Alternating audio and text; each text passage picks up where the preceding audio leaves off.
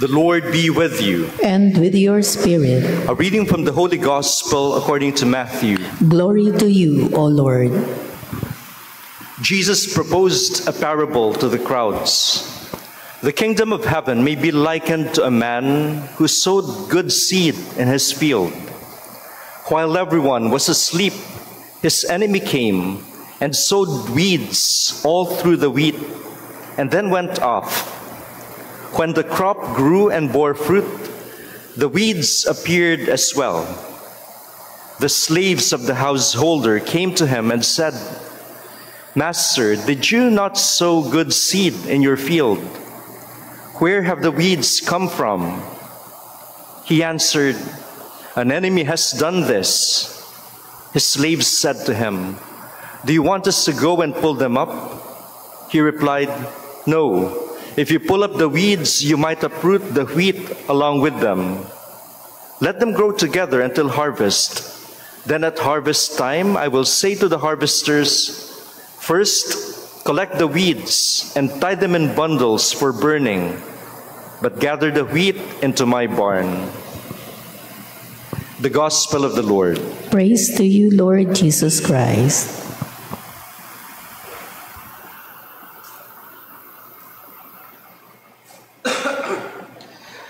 Praise be Jesus Christ. Now and forever. Good morning, dear brothers and sisters. Morning, Pakibati din ng good morning ang ating mga kasama ngayong umaga. To our visitors and pilgrims, thank you for being with us this morning. To our online parishioners, thank you for praying with us. And as you can see, I have concelebrants with me, two Salesian priests, Father Joel and Father Bobby. Can we give them a hand and a warm welcome to our I was telling them earlier before the Mass that they are the original chaplains of Pope Pius XII Catholic Center. At time and again, fathers, I encounter couples who got married here during the time of the Salesians.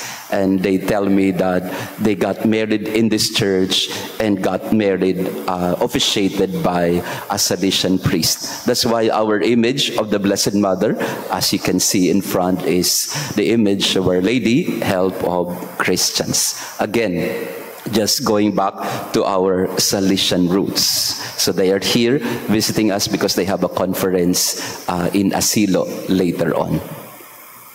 We are now in Matthew chapter 13, and if you recall our little biblical exposition of the Gospel of Matthew, we are now in Book 3. And the books of Matthew can be divided into narratives and discourses. The first discourse is the Sermon on the Mount in Matthew 5 to 7, and you also have the Sermon on Mission, which you can find in Matthew chapter 10. And now, Matthew chapter 13, Book 3, we will have the Sermon on the Parables, the Book of Parables. And basically, these parables point to the kingdom of God. So the first thing to understand about the parable of the weeds and the wheat is from the vantage point of judgment. The final judgment in the kingdom of heaven. Ang Diyos ang maghuhusga sa lahat in the end.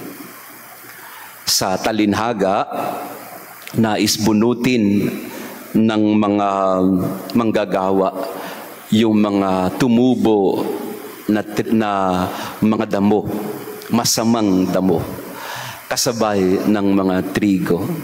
So they wanted to pull them out, the weeds, but the owner said, no, let them be, because if you pull them, you might also damage the wheat as well.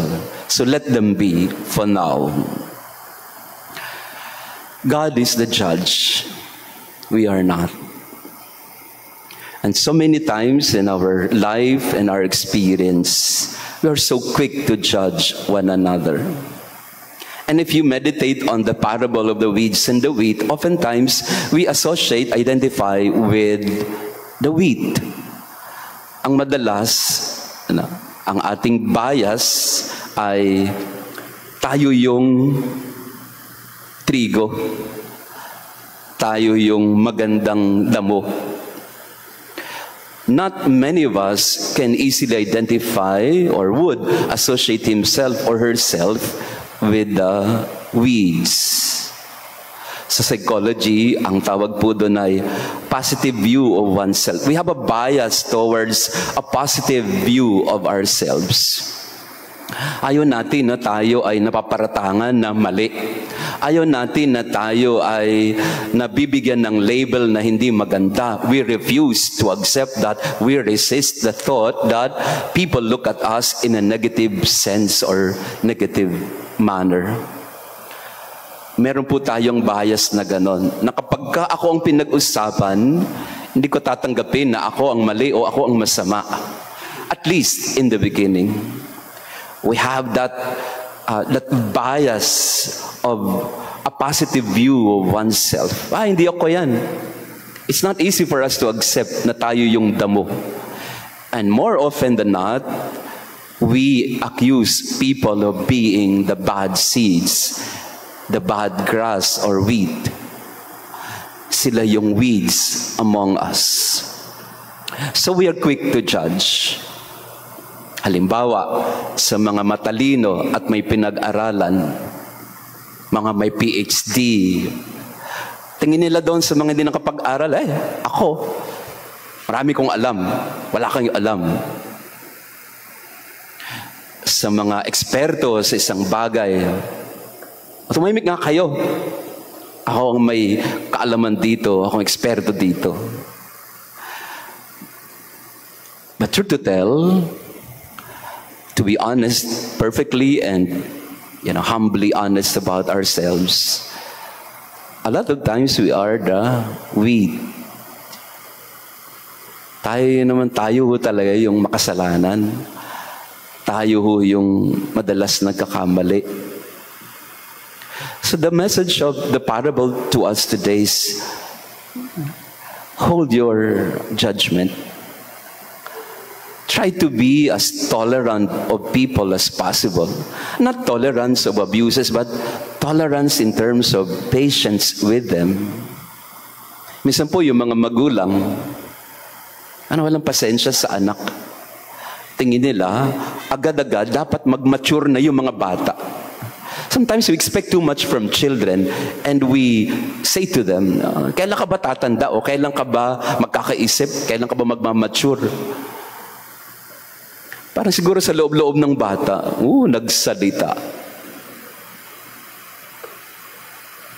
Ganun din, nabanggit ko po ito kahapon in the Feast of Joachim and Anne. We have low tolerance of the elderly.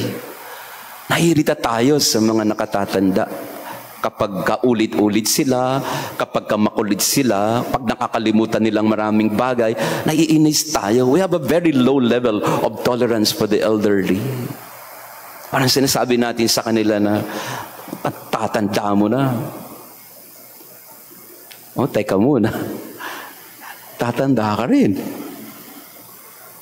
So look at ourselves today and look at the parable.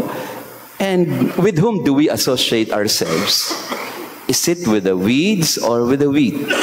And the Lord tells us in the parable, I am the judge, you are not. And if at all we associate ourselves with one or the other, I think we can identify more with the weeds. Mas maraming damo sa puso ng tao na dapat alisin bago natin makita yung damo sa bakuran ng iba.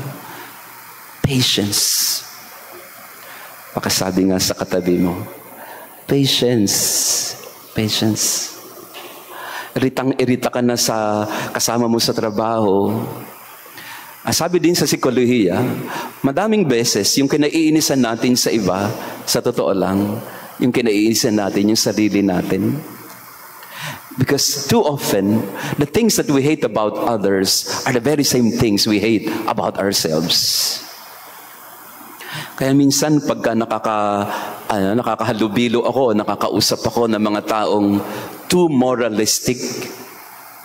No, I'm not saying that to be moral is not right. No.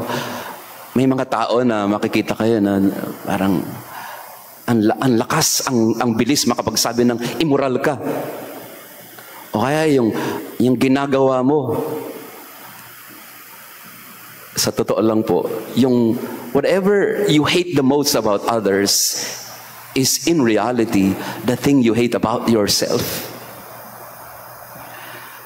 Kaya yung may mga issue na pinaglalaban sa isang bagay, halimbawa, punta tayo sa corruption na halimbawa. Galit siya sa corruption. Bakit kasi ninanakaw nyo? Bakit kasi ginukuha nyo ang pera ng bayan, etc., etc. Pero sa totoo lang po, madalas sa hindi, yung mga aktivista ng corrupt, sila ang unang-unang corrupt. Kasi yun ang issue nila sa buhay na pinoproject nila sa iba. Kaya be careful also with what you advocate. Kasi maraming beses, galit na galit ka sa mga LGBT, pero sa totoo, sa loob mo, kasi ikaw yun eh. At nararanasan mo din yun eh. So the parable of the weeds and the wheat reminds us very strongly, be slow to judge. Be patient with the imperfections around you. Yung mga OC po sa atin, they can't tolerate imperfections. They want everything to be perfect. They are obsessed with perfection. Again, it's not perfection in the sense that we should not aspire for it. That is our ideal. That is the kingdom. That at the end of the day, we live in reality. And Pope Francis has been leading us into that understanding of humanity as a project. We are all in process of holiness. No one is yet to achieve perfection. All of us are a project in process of holiness. Pope Francis calls it gradualism. We are gradually moving towards holiness, but never there. So in this Mass, we pray for all of us that we may become more patient with ourselves, with the imperfections of people around us. Like God, who is so patient with us, let us try also to become patient with one another. Pakisabi ulit sa katabi mo, patience. Patience sa nakatatanda, patience sa mga bata, patience sa sarili mo. Because in truth, God has never judged you. He asks you to grow, and He is so patient to wait for us. Praise be Jesus Christ. Now and forever. Let us pray. Graciously be present to your people, we pray, O Lord, and lead those you have imbued with heavenly mysteries to pass from former ways to newness of life through Christ our Lord. Amen.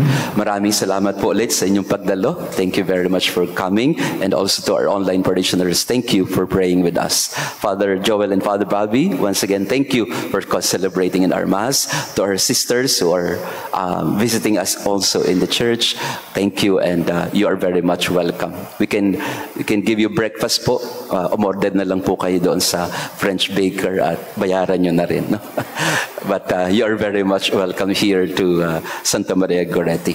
After the Mass, we will have our SMG word. The Lord be with you. And with your spirit. And may our loving God bless you and your family, the Father, the Son, and the Holy Spirit. Amen. Our Mass has been offered. Go in peace to love and serve the Lord. Thanks be to God.